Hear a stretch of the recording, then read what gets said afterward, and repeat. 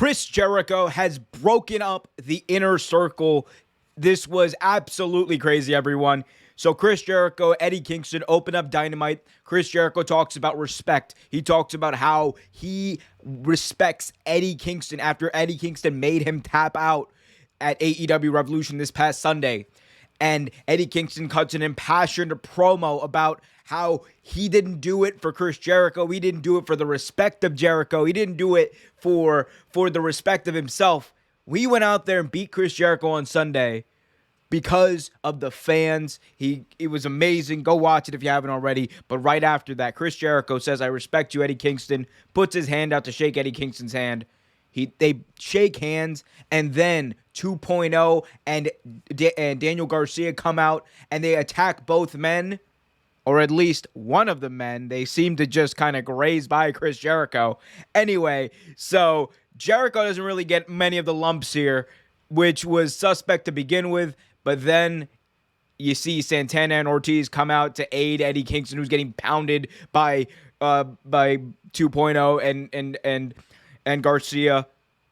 And then, out of nowhere, Chris Jericho, who's ready with a baseball bat in hand, as Santana is holding Garcia to be hit with that bat, Chris Jericho takes the bat and he wallops Santana with it. And then he wallops Ortiz. And then he starts wailing with the bat on Eddie Kingston, Santana, and Ortiz. He's turned.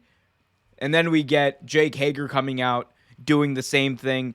He attacks his former brothers in arms. He attacks Eddie Kingston, puts him through a table. And Chris Jericho comes out and he takes the mic and he says, "Welcome to the Jericho Appreciation Society." The JAS, the Judas. Chris Jericho has broken up the Inner Circle.